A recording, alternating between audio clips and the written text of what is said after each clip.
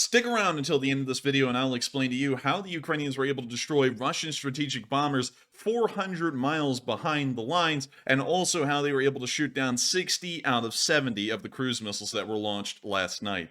Starting off with probably the most shocking thing that's occurred overnight, Ukrainian drones apparently have flown over 400 miles from the Ukrainian border and inside Russian territory to air bases outside of the towns of Ryazan and Saratov, hitting and destroying several of Russia's strategic bombers. These were actually spoken about the other day on one of my streams. By the way, make sure to subscribe and also check out those streams if you want to hear more about the Ukraine war. And in the Saratov area, we saw that there had been a massive buildup of Russian strategic bombers that had otherwise not been at this airbase. As suggested by satellite footage here taken on Tuesday, we could actually see that there were Tu-160s and Tu-95s now being based out of the Saratov area, and we can also see that they have complete ground crews assisting and operating these aircraft, showing that they are not being moved here for storage purposes, they are being moved here for the purposes of conducting some kind of an operation. The Ukrainians apparently being very keen-eyed and taking a look at the situation and the possible severity of it, considering that these bombers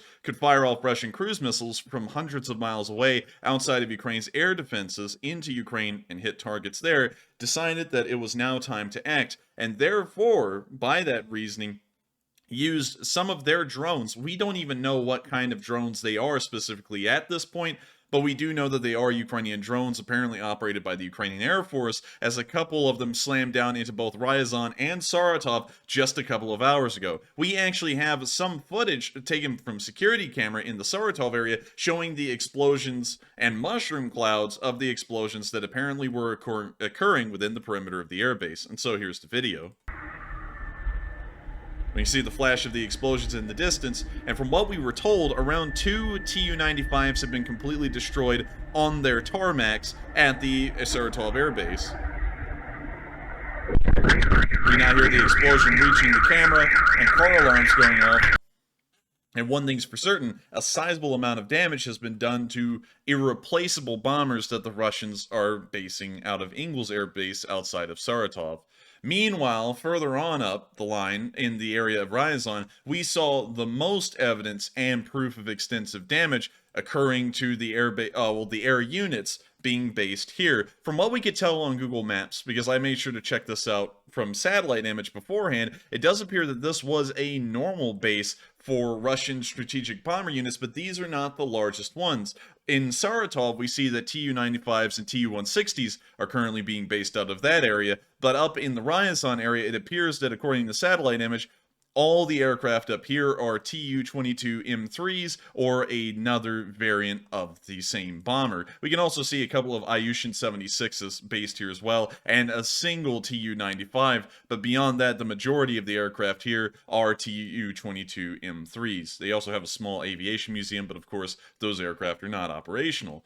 Starting off with our first clip, we saw that the damage to the airbase had actually been a little bit extensive. From this picture here, we can see that a Ural 4320 supply truck, that may actually be a UAZ. Regardless, we do see that a supply truck was damaged. We can also see what appears to be coolant on the ground, or organic coolant, if we want to call it that. And we can also see that some extensive damages occurred to the rear section of the Tu-23 in this picture. Moving on into the next clip, we can once again see the damage to the airbase from another angle, this time from satellite footage. We can actually see that this was put into a very decent infographic, giving us the coordinates, the time, the day, and everything. And we can actually see a picture before the explosion of the same part of the airfield. We can see a Tu-22 M3 parked right there on the tarmac. And then the next picture, the one taken from just about an hour ago, we can see a large explosion pot mark. And it also appears that the left wing of, well, even down nearly to the wing root of this Tu-23 has been completely knocked out. And that means that this aircraft may be knocked entirely out of operation. They may even have to scrap the airframe, meaning that the Russians have lost another irreplaceable Tu-22 M3, which is the bomber that, so far in recent history, we've seen them relying the most on to conduct actual frontline operations. Moving on into our last clip from the Ryazan area, we can also see a little bit more detailed pictures like we saw just a second ago of the Tu-22 M3, and we can see right here that it appears that both of the engines have taken some significant damage. We can actually see part of the rear I guess you could say, exhaust of the engine. I'm not exactly an aircraft mechanic to get the exact wordage of this, but we can see the rearward part of the engines had been completely blown out, probably leading the engines to be almost completely destroyed. And we can also see that the rear elevators have also nearly been completely destroyed. Beyond that, at least in this picture, the aircraft seems to be somewhat all okay. It seems to be that they may be able to replace the engines and maybe the elevators and they'll be flyable, but down there at the bottom left of the picture, you can hardly see it. There is a clear sign of extensive damage to the left wing, meaning that this aircraft may not ever be operational during the duration of this war, or it may actually be scrapped, depending on what will be easier and more efficient for the Russians to do. With this in mind, this is something shocking. Ryazan is only, if we pull out a ruler, about 100 miles away from Moscow, meaning that if the Ukrainians are able to hit an airbase in Ryazan, it's very well possible that they can also hit within Moscow itself with whatever kind of weaponry they just used to take out the strategic bombers in Ryazan and Saratov. Not only that, but the Russians' intent with these strategic bombers was to use them to fire cruise missiles into Ukraine and trying to continue to hit the infrastructure of the Ukrainians, both through their electrical infrastructure, gas infrastructure, and water infrastructure, and try and knock those out, forcing the Ukrainian government into a very tough position, seeing the suffering of their citizens. Last night alone, and we believe that some strategic bombers may have been involved in the launching of these missiles, 70 cruise missiles were fired into the Ukrainian airspace trying to hit Ukrainian targets. Out of all of these, the Ukrainian Air Force and the Ministry of Defense reports that they were able to shoot down 60 of them. And this is no less, I guess you could say, an achievement of the Ukrainians than it is of the Germans, who provided the Gepard. I'm going to show you all this video here, and it is shocking, as a Gepard made in the 1960s and 70s was able to shoot down a Russian cruise missile with ease. Here's the video. When you hear the Gepard firing, when you see the cruise missile go up into a streak of flame, and this Gepard, using its twin 30mm Orlikon guns, was able to completely shoot down a Russian cruise missile. Woohoo!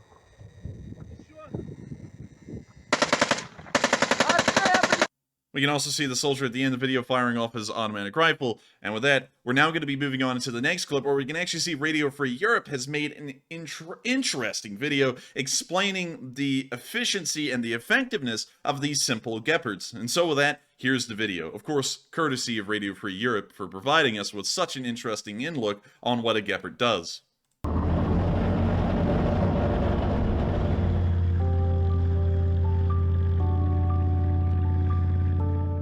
Україна отримала від Німеччини близько 30 зенітних установок «Гепард». В першу чергу вони призначені для прикриття сухопутних військ на полі бою на висоті до 3 кілометрів і дальності 4 кілометри. Але в Україні ці зенітні танки виконують і інші бойові завдання, збивають російські крилаті ракети і дрони камікадзе.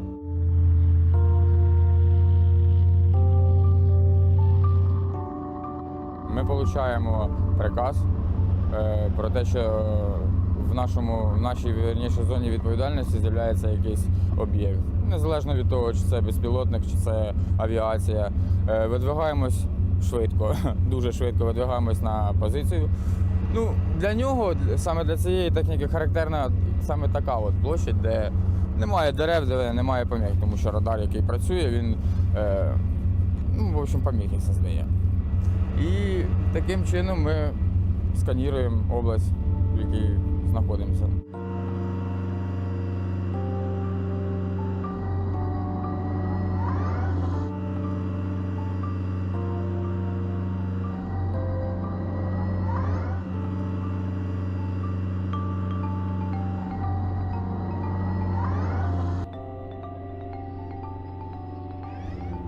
Суть в тому, що вона комп'ютеризована повністю апаратура. Суть у тому, що вона комп'ютеризована повністю апаратура, і треба звикнути просто до того, як трусить вежу, як працює апаратура, як воно вводиться. Ось всі ці нюанси, тому що якщо трохи неправильно послідовність там приводити при виготовленні, там на повну бойову або там при стрільбі, то вона може глючити і доведеться перезапускати. Це марнування часу.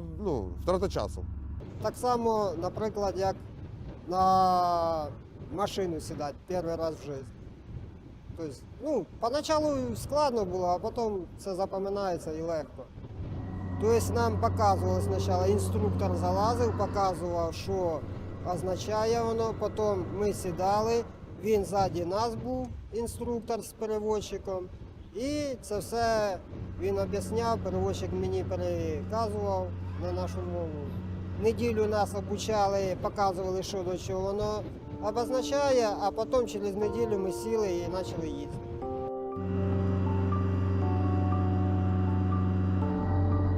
Not only can it target Iranian-made drones such as the Shahed 136, it can also target any other kind of cruise missile, the KH-101, the Caliber, or the Iskander.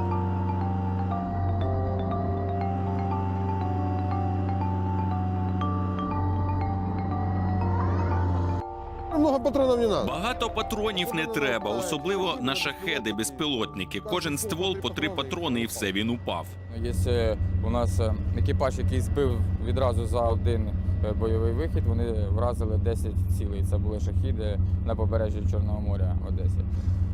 То як враження, як будто це створена техніка чисто для безпілотників.